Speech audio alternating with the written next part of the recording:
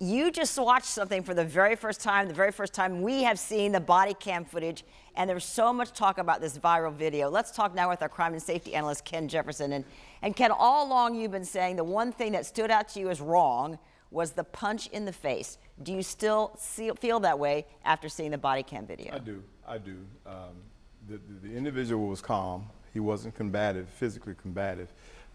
He sat there as he punched the window out, glass hitting him in his face, hitting him on his body.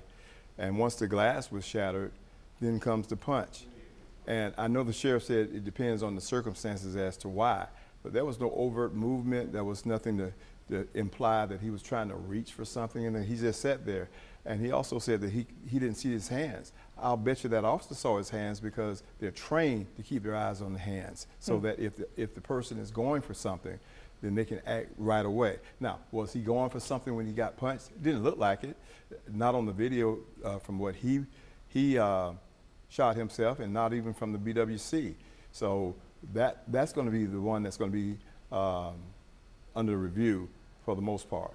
And it is going to be a review. We've just heard from T.K. Waters, the sheriff, saying that no criminal charges from the state attorney's office, but there will be a review from the police department. What could happen to this police officer? Well, if they find that he violated policy, standard operating procedures, or even general orders, he can be suspended, demoted, or terminated, one of the three. It depends on the degree of which he's charged with violating those policies. So that's the process. They're going to interview all of the officers, every single officer that was there.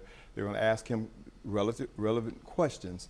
And the main question is they're going to ask, why did you punch him after the window was punched? And it'd be interesting to see what he has to say. So you may have noticed in this body cam video, especially if you've seen the viral video over and over, as most of us have now, there are two things that I hadn't seen yet. One was there appeared to be water or maybe rain droplets on the outside of the car.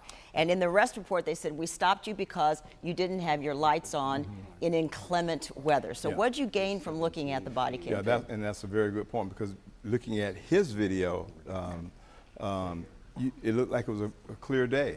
No rain, no anything, but when we saw it from the body-worn camera, we can see the sprinkles of water on the car. So there's your probable cause for the stop. Whereas before I said, and I'll admit it, that it didn't look like there was inclement weather because it was not spelled out in the arrest and booking report. So I stand corrected on saying that it was a clear day, but we actually saw the water there. So that's the probable cause for the stop. Now, Jeannie, had he just given his driver's license, registration, and proof of insurance, this never would have went as far as it did.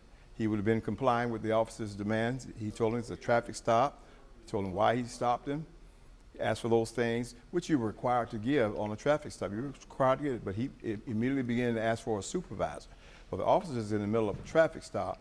He could call a supervisor, and the person, the suspect, could give that information while he's calling the supervisor. So he created this heightened, tense moment by not complying. Well, for sure, this case is far from over. Still an investigation internally from JSO. But Ken, we do appreciate your opinions all day long here today.